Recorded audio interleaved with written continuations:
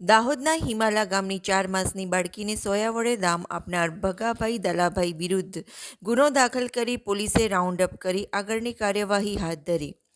દાહોદના એક ખાનગી હોસ્પિટલમાં સારવાર લઈ રહેલી 4 માસની બાળકીને શ્વાસની તકલીફ થતાં સૌ પ્રથમ પરિવારજનો હોસ્પિટલમાં લઈ જવાની જગ્યાએ આદિવાસી અંતરિયાળ વિસ્તારોમાં ચાલી રહેલી પરંપરા અને ગેરમાન્યતાને લઈને રાછરડા ગામના ભગાભાઈ દડાભાઈ નામના ઈસમ પાસે લઈ ગયા હતા, જ્યાં ભગાભાઈએ બાળકીને ગરમ સોયા વડે છાતી અને પેટના ભાગે 3 જગ્યાએ ડામ આપ્યા હતા. બનાવની હકીકત એ પ્રકારની છે કે ગઈકાલે સાંજે એક મીડિયાના માધ્યમથી એવું ધ્યાનમાં આવ્યું હતું કે એક 3 થી 4 માસનું નાનું બાળક કે જેમને શરીર ઉપર ધામલા એટલે કે સોય દ્વારા જે ડામ પ્રકારનું કહી શકાય એ પ્રકારના આપ્યા હોવાની બાબત ધ્યાને આવી હતી. આ અન્વયે અમે તાત્કાલિક દવાખાનો સંપર્ક કરતા ત્યાંથી તો અમે ડિસ્ચાર્જ કરી આપ્યા હતા.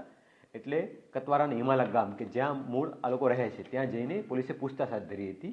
તો એમાં જણાવ્યું હતું કે એમના બાળકને શ્વાસની અને શરદી ખાંસી લગતી બીમારી હોય, જેથી તેમણે રાછડા ગામના રહેતા ભગાભાઈ દલાભાઈનો સંપર્ક કર્યો હતો ને ત્યાં ગયા હતો. તો ત્યાં તેમને જે પાતળી સોય આવે છે સોય દ્વારા ગરમ સોય કરી અને બાળકના શરીર ઉપર ધામલા દેવડાવ્યા હતા એમની પરંપરાગત માન્યતાઓને કારણે.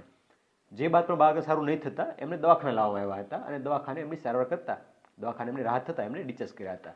આ અન્વયે ભારતીય ન્યાય સંહિતાની કલમ તથા ચાઇલ્ડ પ્રોટેક્શન એક્ટ, જે બાળકોના વેલફેર માટેનો એક્ટ છે, જ્યુવેનાઇલ એક્ટ છે, એ અંતર્ગતની કલમો હેઠળ ગુનો દાખલ કર્યો છે અને જે ભગાભાઈ દલાભાઈ કરીને જે એક્યુઝ છે આમાં એમને રાઉન્ડ અપ કરવામાં આવેલા છે. આમાં કોઈ ભુવા કે તાંત્રિક હોય એવું પ્રથમ દૃષ્ટિએ જણાવ્યું નથી, પરંતુ જે પરંપરાગત માન્યતા કે રૂઢિઓના કારણે આ પ્રકારનું લોકોમાં એક મેડિકલ જ્ઞાન કે દવાઓના જ્ઞાન વિશે કે ટેકનોલોજી કે વિજ્ઞાન વિશે થોડી અજ્ઞાનતા હોય. અજ્ઞાનતાને કારણે આ પ્રકારની પરંપરાગત માન્યતા રહેતી હોય છે, જે ખોટી બાબત છે. જ્યારે આ પ્રકારનો કોઈ બનાવ બને કે બાળક માંદું પડે છે કે બાળકને કોઈ તકલીફ છે તો તાત્કાલિક દવાખાને સંપર્ક કરવો જોઈએ.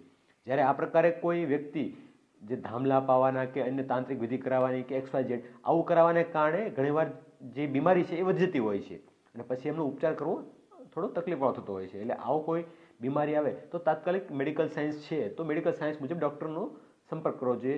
કતવારામાં, દાહોદમાં દવાખાના પણ પૂરતા પ્રમાણમાં છે, તો દવાખાનામાં જવાથી એમની રાહત થઈ શકે અને સારી રીતે સારવાર થઈ શકે છે.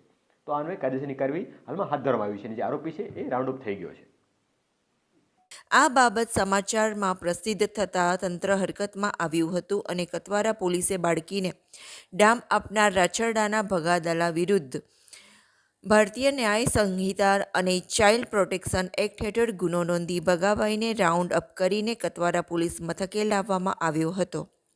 પોલીસની પ્રાથમિક તપાસમાં એવું સામે આવ્યું હતું કે ઉપરોક્ત ભગાભાઈ કોઈ તાંત્રિક વિધિ સાથે સંકળાયેલો નથી, પરંતુ ગામડાઓમાં ચાલી આવતી ગેરમાન્યતા પ્રમાણે લોકો એવું માનતા હોય છે કે આ રીતે શરીર ઉપર ડામ આપવાથી શ્વાસની તકલીફમાં રાહત થતી હોય છે અને તે માન્યતા પ્રમાણે બાળકીને શરીર ઉપર ડામ આપવામાં આવ્યા હતા.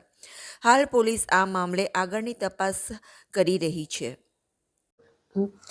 મારું નામ ડૉક્ટર સોનલ હટીલા છે. હું એક બાળરોગ નિષ્ણાત છું અને દાહોદમાં છેલ્લા 10 વર્ષથી પ્રેક્ટિસ કરું છું.